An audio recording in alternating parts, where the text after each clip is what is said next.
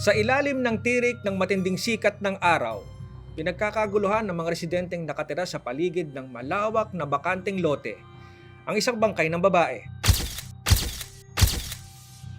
Di lang dahil sa wala na siyang buhay, kundi ang mukha niya ay tila binalatan at kahit ang dila at lalamunan ay tila tinanggal pa. Ganito dinatnan ni Lourdes ang 16 anyos na anak na si Christine Silawan. Hindi makapaniwala si Lourdes sa sinapit ng anak. At kahit ang mga taga Lapu-Lapu City sa Cebu, kung saan naganap ang karumal-dumal na krimen, hindi makapaniwalang may taong kayang gumawa nito. Naging sensational case ito di lang sa Cebu, kundi sa buong bansa. At yan ang ikukwento ko. Ang pagpaslang, paglapastangan sa dalagang si Christine Silawan at ang paghahanap sa suspect o suspects sa likod ng krimen na naganap noong March 2019. Umiiyak hanggang sa hinimatay si Lourdes nang nagpaalam ang anak kahapon na magvo-volunteer bilang collector sa isang simbahan malapit sa kanila. Pero hindi na nakauwi ang anak kaya magdamag niya itong hinanap. Nakilala niya ang anak dahil sa suot at mga birthmark sa katawan nito.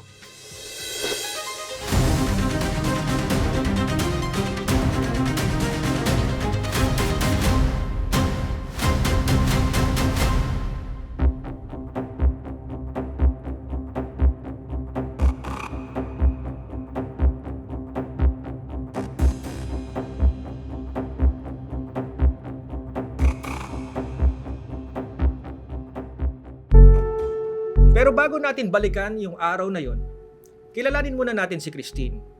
Grade 9 student si Christine na nag-aaral noon sa Maribago National High School.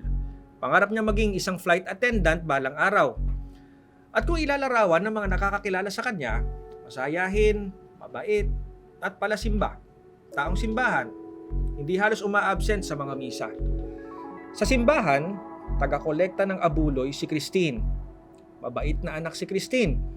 Sabi pa nga ng nanay niya, hindi umaalis ng bahay ang anak nang hindi nagpapaalam. March 10, 2019, araw ng linggo, araw ng simba. Nung hapon na yon, nagpaalam si Christine kay Lourdes na pupunta siya sa simbahan sa barangay Pajak.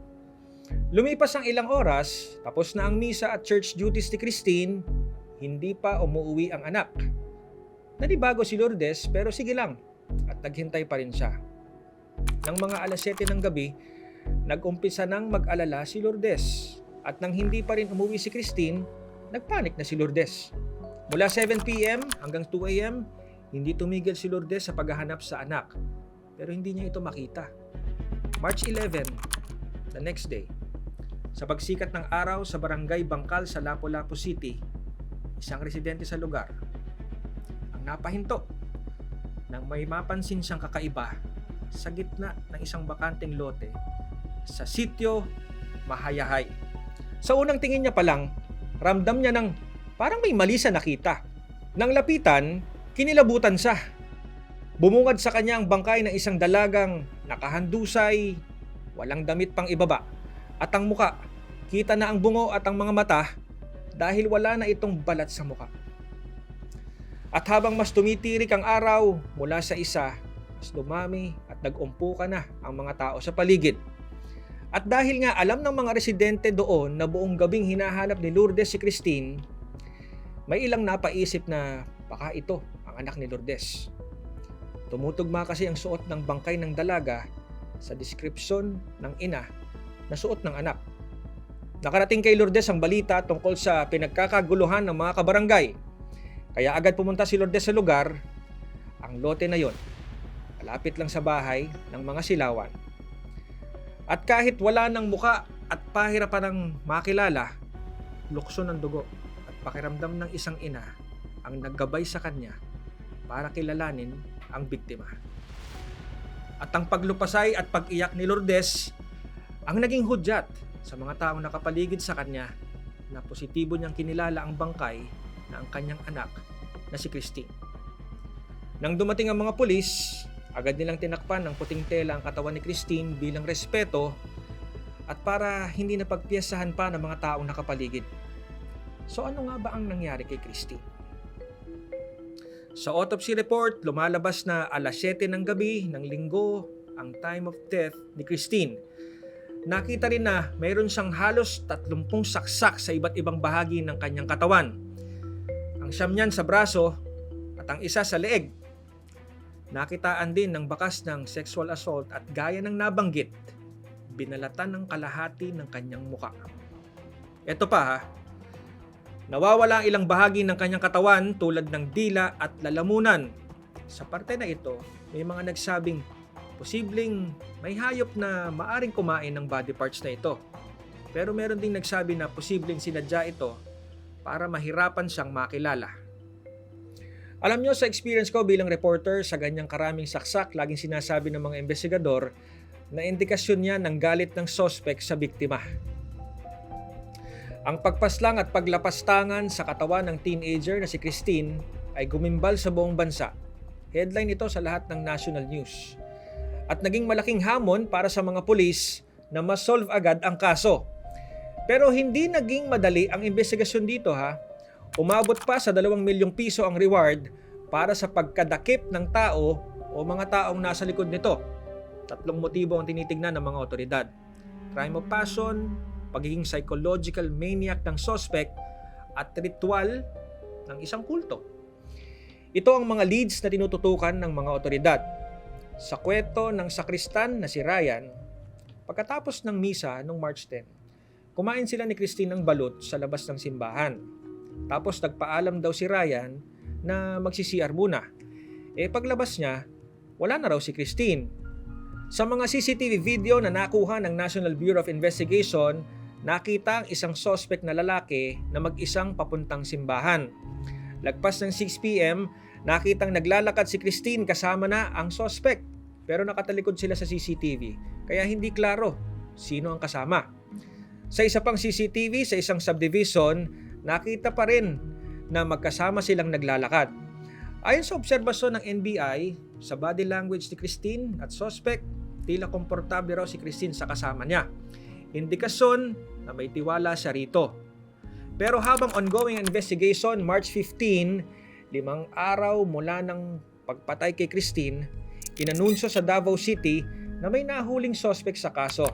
Naaresto si Jonas Bueno sa tulong ng isang impormante. Ayon sa PNP, nasangkot sa parehong uri ng karumal-dumal na krimen si Bueno. May kaso ng pagtalop ng muka ng isang magsasaka sa Cebu at si Bueno umano ang akusado. Pero pinakawalan din agad si Bueno dahil lumalabas sa investigasyon na nasa Mindanao ito nang mangyari ang krimen. The next day, March 16, 6 days mula ng araw ng pagpaslang kay Christine, inaresto ng NBI ang ex-boyfriend ni Christine.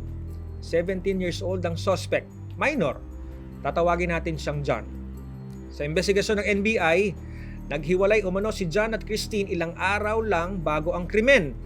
Nakita rin sa cellphone at social media accounts na may ka-message si Christine na isang CJ Diaz, kung saan tila nililigawan si Christine. May teorya ang NBI na si John rin ang account na si CJ Diaz at ginawa niya ito para linlangin si Christine at gumanti dahil sa sama ng loob. Pero tinanggi ni John na may kinalaman sa krimen. Ayon sa ina ni John, nung gabing iyon, naglalaro ng basketball si John kasama ang mga kaibigan. Pero sabi ng NBI Regional Director noon sa isang radio interview, nung maaresto si John, umamin ito sa isang tao sa NBI office na siya ang gumawa ng krimen at may 2 pa siyang kasama. Kaya malakas ang suspicion ng NBI na sangkot si John. Ang problema, suspicion lang ito. Ang sinasabing pag-amin ay hindi sa isang NBI agent at hindi opisyal na salaysay at walang lawyer na kasama si John na isang minor at that time. Kaya hindi pwede itong gamiting ebidensya sa kaso. Na-detain si John sa ilalim ng Social Welfare Department pero napakawalan din matapos ang ilang araw. Nagdesisyon ng prosecutor noon na walang legal basis sa pag-aresto ni John dahil hindi naman hot pursuit ang nangyari sa pag-aresto at walang witness na nakitang ginawa niya ang krimen. Lumipas ang ilang linggo, wala pa ring naaresto na suspect. Nang biglang sa isang press conference sa Cebu, ipresenta ng pulis ang isa pang suspect. Siya si Renato Lienes, 43 years old, pamilyado at may 5 anak. Nakatira sa Lapu-Lapu City. Naaresto si Lienes sa kasong illegal possession of firearms. Nasa watchlist din siya na sangkot sa illegal na droga. At habang iniimbestigahan ng mga pulis, umamin raw ito na siya ang pumatay kay Christine. Sa pag-amin ni Renato, sinabi niyang naging obsessed siya kay Christine at siya raw ang nasa likod ng CJ Diaz, yung fake na Facebook account.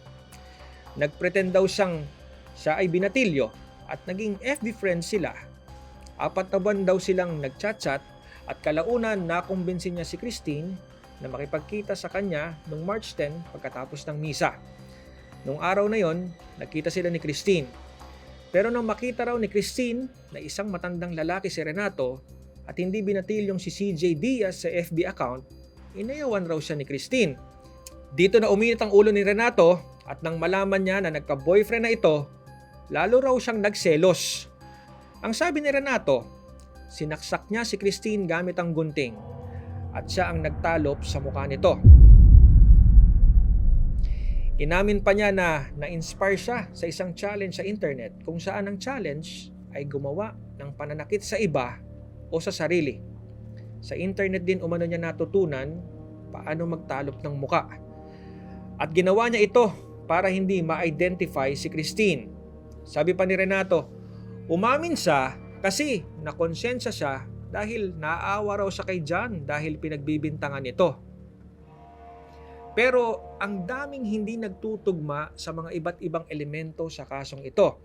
Gaya nito, ayon sa pulis, na-recover ang gunting na may bakas ng dugo na ginamit ni Renato sa pagtalop ng muka at lumalabas sa DNA test na tugma ito sa dugo ni Christine. Pero unang sinabi rin ng NBI na sa pag-search ng bahay ni John, nakuha nila ang sapatos ni John na may bakas ng dugo na nagmatch din umano sa dugo ni Christine. Pero giit ni Renato, mag-isa lang siyang gumawa ng krimen. May mga nagtataka rin kung nangyari ang krimen sa bakanting lote, gabi at tahimik sa paligid, bakit walang nakarinig o nakakita? Ito pa, ayon sa forensic examination ng Public Attorney's Office, posibleng asido ang ginamit sa mukha ni Christine bago ito binalatan dahil may mga nakita rin silang marka ng pagkasunog ng balat sa mata at sa leeg. At may ebidensya umano na pinagsamantalahan ito. Pero sabi ni Renato, hindi niya pinagsamantalahan si Christine. Kaya ang pamilya ni Christine, hindi naniniwala na si Renato ang kaisa-isang suspect. Isa pa, sa obserbasyon din sa CCTV at kahit wala rin sa obserbasyon ni Lourdes, hindi tugma ang hulma ng katawan ng suspect sa CCTV sa hulma ng katawan ni Renato. Kaya para kay Lourdes, nananatili ang tanong, nahanap ba talaga ang tunay na salarin na pumatay sa kanyang anak? O isa lamang itong mabilisang pagresolba ng kaso? May 10, 2 buwan mula ng pagpaslang kay Christine, ibinasura ng prosecutor's office ang kaso laban kay John dahil mahina raw ang ebidensya laban sa teenager. Kinasuhan naman ng murder at attempted rape si Renato. May 24, 2020. May 1 taon nang nakakulong sa Lapu-Lapu City Jail si Renato habang nililitis pa ang kaso. Nang lumabas ang balitang natagpo ang patay si Renato sa loob ng isang selda. Pinatay umano nito ang sarili matapos makatanggap ng mga banta mula sa loob ng kulungan. At dahil patay na ang nag-iisang arestadong suspect, dineklara na ng Philippine National Police na case closed ang pagpatay kay Christine. Nilibing si Christine mga 2 linggo matapos ang pagpaslang sa kanya. Pero hindi matahimik ang pamilya ni Christine dahil para sa kanila, hindi pa tuluyang solved ang kaso. So sa tingin nyo, case closed na nga ba talaga ito? May mga teorya ba kayo sa nangyari? Isa lang ba ang tao sa likod ng krimen o may iba pa kayang sangkot? I-comment nyo ang inyong mga opinion, i-like, i-share, at mag-subscribe na rin sa aming YouTube channel. Ako po si Jeff Caparas at ito ang Philippines Most Shocking Stories.